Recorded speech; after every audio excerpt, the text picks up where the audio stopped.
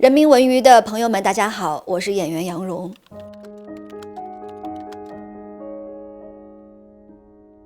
拍剧的那段时间里面，扶贫日记一直是放在我床头的，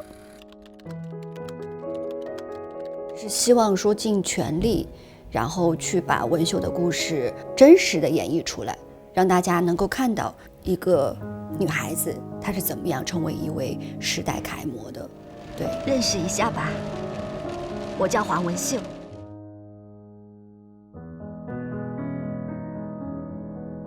大家好，我是哲学学院向政治教育专业2016届的硕士毕业生黄文秀。毕业之后，我选择回到家乡工作，目前在百宁村担任扶贫第一书记。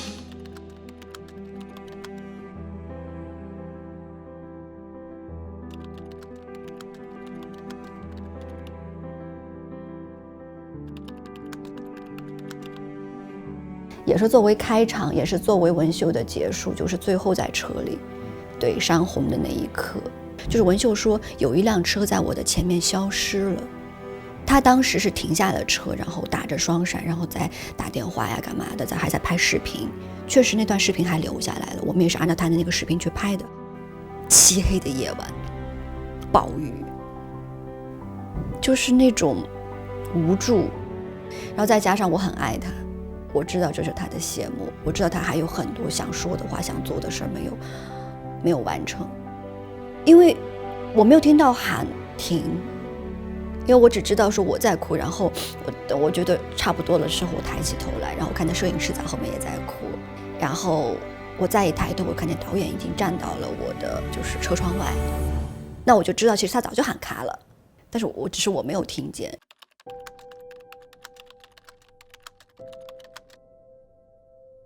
第一场戏就是我开着车到百逆村，这是我们开机的第一场戏，也是我的第一场戏。那作为文秀本人来讲，这也是他到百逆的第一场戏。我看我们村委会这个环境卫生有点差哦，你们把扫把给我，我来扫。就是他非常直接的，就所有人都觉得特别和谐的一个范围。他说：“哎，不好意思，那个我们先打扫一下卫生好不好？太脏乱了。”我就跟导演说：“我说这个事儿能不能先放一放？我先跟大家慢慢的进入工作状态，互相熟悉之后，我再提出我的观点和看法。”反正导演有一顿他的理论，他说服了我。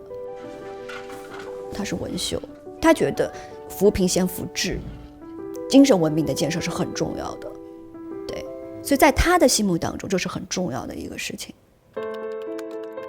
好多村民就赶好远的路来看你，但我想知道他们最后结论是像还是不像的？他们觉得挺像的，包括很多跟文秀就是共事过的人也觉得很像。我觉得文秀也是他们的骄傲。我不知道文秀他真的是在刚到村里，包括在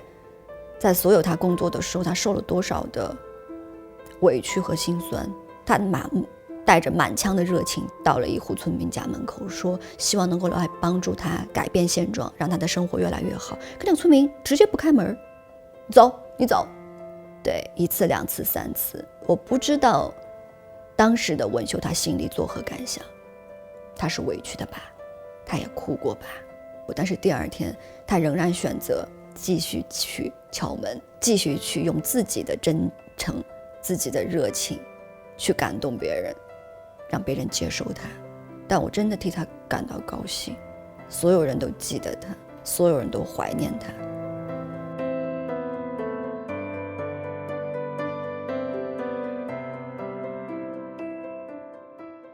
我觉得我要做的最大的一个突破是放下一些惯性的表演，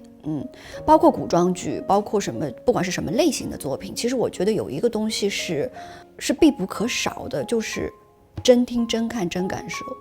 但是往往所谓我们有经验了，我们拍了10多年、20年剧了，就是导演说好来拍一个特别惊讶的反应，其实我可能真的没有惊讶，就我根本不用走心。最可怕的你知道是什么？就是当你在不停的作品输出的时候，你可能是反派，但是你知道反派有的时候你装模作样的一些台词的节奏，或者是一些眼神、一些感觉的时候，就会让别人觉得哇你好厉害，你好会演。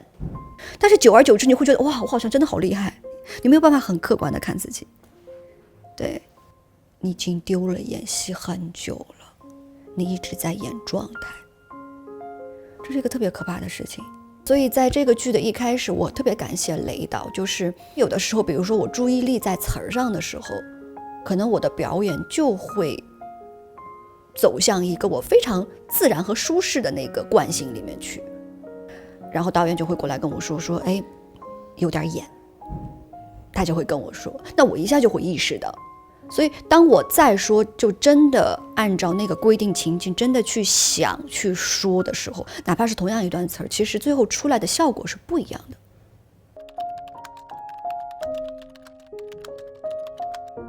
其实我一直会觉得艺术作品需要去传递一些力量，一些真善美。演完这个剧以后，我也在想说，我的人生或者是说我的工作的终极目标是什么。可能我小的时候刚入行的时候，我觉得我想成为一个明星我想离开老家，我想去看看外面的世界。那到了今天，我可以凭我自己的工作过得很舒适的时候，那我该追求什么？我觉得可能不同的年龄段会有不同的答案。那在我现在看来，我觉得是给予爱。